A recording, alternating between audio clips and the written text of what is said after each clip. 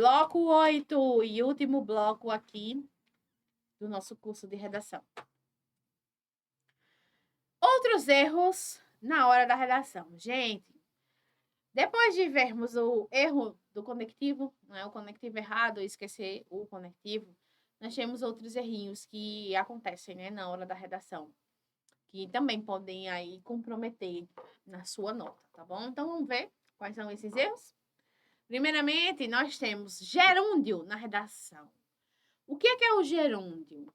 Nós, brasileiros, amamos falar no gerúndio. Né? Essa terminação, ando, indo e indo, estou comendo. Até o gerúndio errado, nós falamos, né? Tá onde falando? Tô comendo, tô jogando, tô fazendo, né? Tô dormindo, tava dormindo, jogando, comendo, dormindo, escrevendo. Esse gerúndio dá a ideia contínua, como se a ação não tivesse sido finalizada, como se ela não tivesse acabado, tá bom? Então, é por isso que na hora da redação, usar o gerúndio, essa colocação ando, indo, soa um pouco, como é que eu posso dizer? Empobrece o seu texto, tá? Porque parece que a informação está finalizada, ela está ali com um desvio de certeza, ok? Então, ó, o que é o gerúndio? Acompanha aqui no slide comigo. Gerúndio, terminação em DO, é a forma nominal do verbo que indica continuidade. Não é errado usar o gerúndio, no entanto, na língua padrão, o melhor é evitá-lo. Lembrando que língua padrão é língua formal. O seu texto vai ter lá, utilize a língua padrão portuguesa, certo? Língua padrão, pessoal, é sem gírias, é a gramática toda organizada, popularmente conhecida como correta, certo? A fala, né? Ela é informal, mas a escrita não. Nossa fala ela é totalmente bem informal, né? A gente pode falar uma coisa ou outra com algum desvio, mas na escrita não. A escrita do português, ela é formal, certo? Então, quando você estiver escrevendo seu texto, evita o uso do gerúndio, tá bom? Que é uma grande dificuldade dos candidatos escapar desse gerúndio. Como eu disse, não é errado, mas ele compromete aí a sua argumentação, tá bom? Então, é melhor que você evite, ok? Então, vamos avançar. Como evitar o uso do gerúndio na redação? Eu coloquei aqui, ó, mude a conjugação para expressar uma ideia concreta e não contínua. Coloquei para vocês 3 exemplos. O que está de vermelho é o uso do gerúndio. O que está de verde, como é que ficaria melhor, tá bom? Então, o exemplo 1. A população não possui, benefícios expressivos, fazendo com que optem por empréstimos. Olha o fazendo. Vou repetir. População não possui benefícios expressivos, fazendo com que optem por empréstimos. Como é que a gente mudaria? A população não possui benefícios expressivos, o que faz com que optem por empréstimos. Veja que eu coloquei o tempo no presente. Ficou muito mais arrumado, tá bom? Então, utiliza isso, o presente, ou o pretérito perfeito, ou o infinitivo, ARRR, ou o particípio, que é o DO, para ficar melhor aí, certo? Mais uma dica, utiliza o presente, o pretérito perfeito, que já dá certo. Vamos para o segundo exemplo. Para que essa realidade possa estar mudando, olha só, 3 verbos juntos. Aqui nós temos um gerundismo terrível. Possa estar mudando. Para que essa realidade possa estar mudando, o governo deve implantar medidas emergenciais. Como é que eu tiro esse gerundismo? Para que essa realidade mude. Ó, mais uma vez eu coloquei o verbo no presente, tá certo? O que é que o governo deve fazer? O governo deve implantar medidas emergenciais, tá bom? Tem gente que gosta de colocar assim, o governo deveria estar implantando. Vamos tirar esse gerúndio, certo? Terceira frase, terceiro exemplo. As autoridades vão estar pesquisando. Novamente, 3 verbos juntos. Vão estar pesquisando. Estratégias para modificar o cenário. Como é que fica melhor, professora? As autoridades irão pesquisar ou pesquisarão estratégias para modificar o cenário. Veja que as pessoas fazem mais difícil. Coloca 2 verbos em vez de colocar um só, né? E aí a argumentação, além de ficar um pouco sem certeza, né, fica estranha. Então é melhor você utilizar um verbo só, de uma maneira mais consistente e, claro, aí, mais coesa, certo? Lacunas argumentativas, que eu expliquei brevemente nos blocos anteriores. É um erro, tá?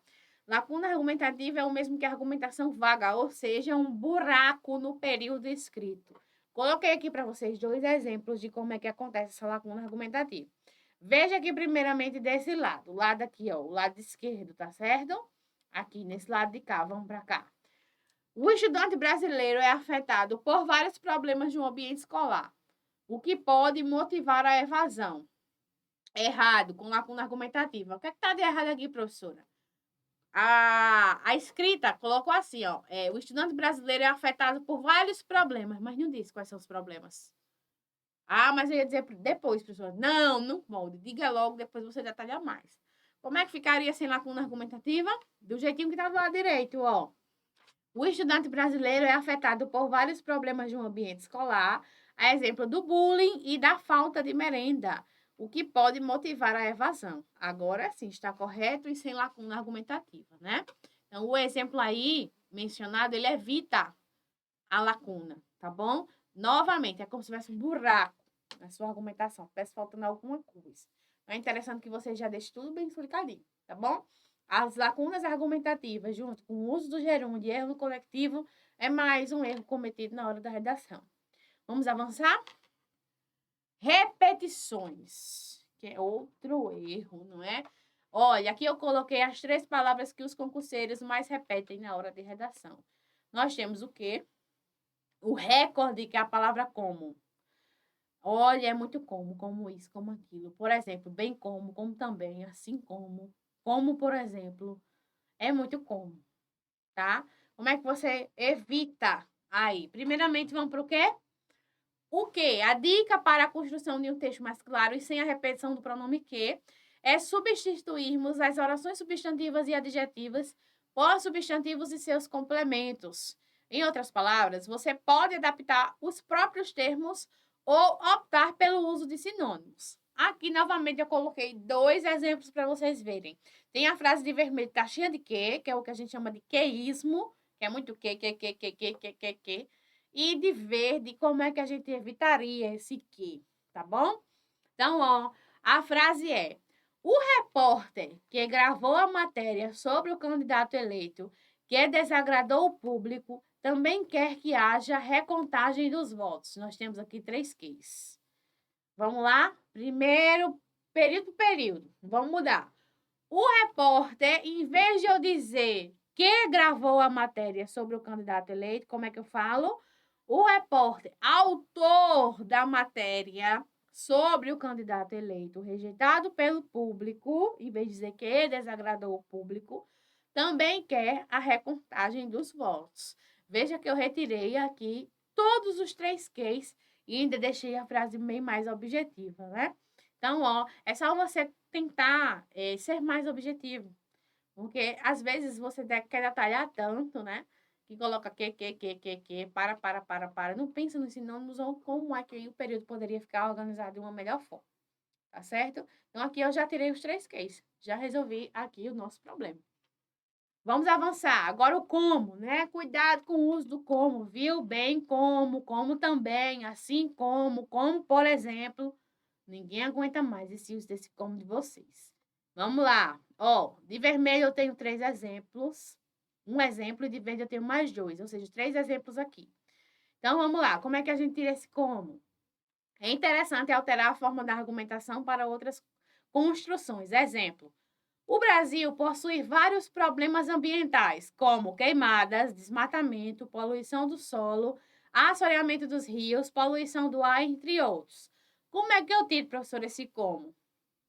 O Brasil possui vários problemas ambientais, como? Como é que eu vou retirar o como agora? Fazer o seguinte, vamos colocar um conectivo, um verbo. O Brasil possui vários problemas ambientais. A exemplo de...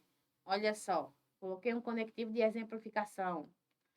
O Brasil possui vários problemas ambientais. São eles. Coloquei o verbo. Ou seja, já tirei aqui o como, tá certo? Não é proibido você usar, mas você usar demais compromete o sentido do seu texto. Professora, quantas vezes eu posso repetir uma palavra na hora da redação? Até 3, tá?